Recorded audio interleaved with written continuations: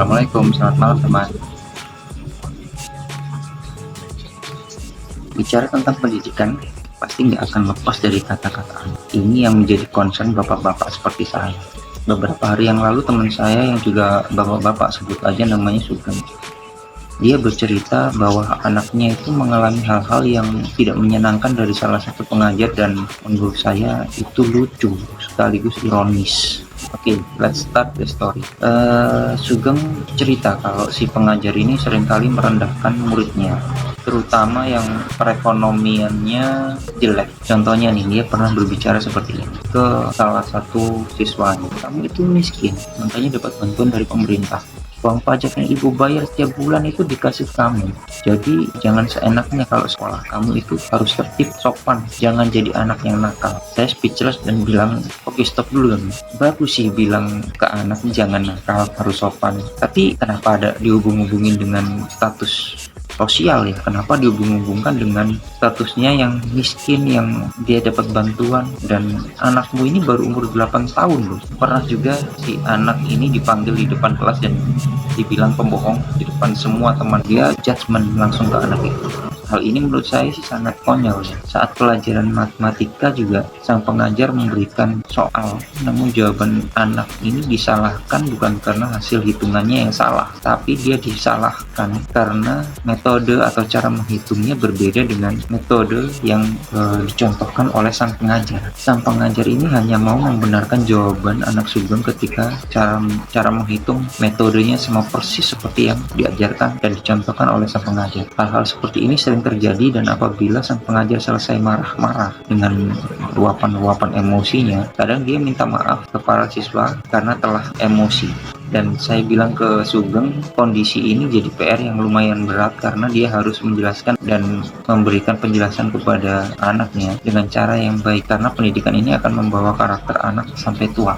Hal yang Sugeng cerita ini membuat saya miris karena ini kalian tidak bisa mengajarkan attitude yang baik dengan cara yang buruk. Kadang seseorang menjadi pendidik namun tidak mempunyai tanggung jawab serta ilmu yang memadai untuk jadi pendidik, dan pendidik di sini sifatnya general dan luas, tidak hanya di lembaga pendidikan saja tapi juga di keluarga. Jadi karena pendidikan ini akan jadi karakter seorang anak di masa yang akan datang, di masa tuanya. Saran saya, kalau kalian tidak siap untuk menjadi pendidik yang bertanggung jawab, janganlah kalian sok-sokan memutuskan jadi pendidik, karena hal ini bisa jadi bukan membuat anak lebih baik, malah menjerumuskan anak nanti di masa tuanya dia jadi karakter yang buruk seorang anak. Apalagi kondisi-kondisi seperti ini dilakukan di usia-usia anak itu masih berkembang, di usia-usia emas. Salah satu contoh kasus pola pendidikan, pola membesarkan anak yang ironis juga menurut saya adalah kasus Ginny Willy, seorang anak yang lahir di California sekitar tahun 57. Ginny ini mempunyai bapak yang namanya Clark Willy. Dia ini punya masalah psikologis dan dia ini paranoid. Saat Jenny usia 20 bulan,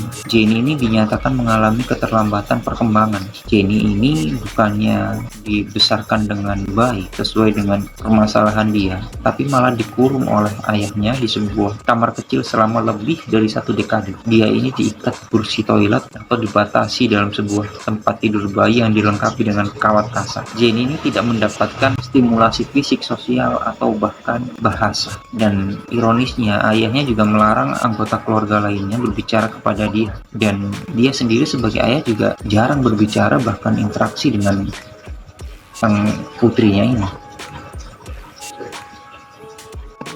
Hingga akhirnya Jenny ditemukan oleh pihak berwenang pada 4 November tahun 70 saat usianya sudah 13 tahun. Bayangkan, dari 20 bulan sampai usia 13 tahun dia diisolasi dan tidak diberikan pendidikan yang layak. Dia ditemukan karena ibunya melarikan diri dari suaminya yang kejam dan akhirnya mencari bantuan sosial, di mana para pekerja sosial pertama kali menyadari kondisi Jenny. Ini berbeda dengan anak pada umumnya. Saat ditemukan, Jenny tidak bisa berbicara dengan kata-kata. Jenny ini hanya mampu mengeluarkan suara-suara yang gak jelas maknanya apa, dan dia juga mengalami keterlambatan fisik, mentalnya juga parah, dan berat badannya dengan usia 13 tahun ditemukan hanya 27 kg. Kejadian ini akhirnya membuat seorang ahli linguistik, Dr. Susan Curtis dan Dr. James Kent yang seorang psikolog itu melakukan penelitian sekaligus melakukan perawatan terhadap Jenny ini. Tujuan penelitian ini itu untuk memahami apakah seorang yang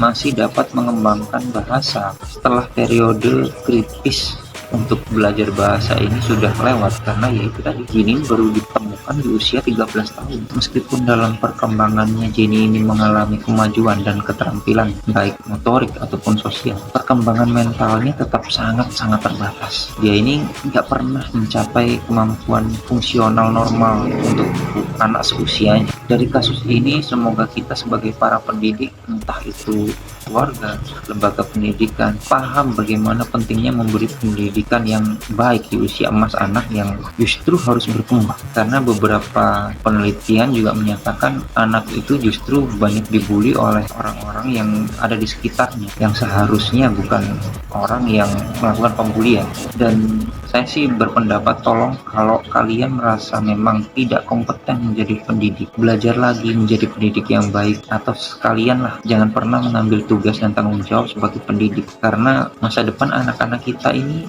diawali dari bagaimana kita mendidik mereka dengan baik, bagaimana kita mencontohkan hal-hal baik. Semoga kita menjadi pendidik yang terus mau belajar sehingga kita bisa memberikan pendidikan yang terbaik untuk anak-anak kita. Selamat malam teman, Assalamualaikum.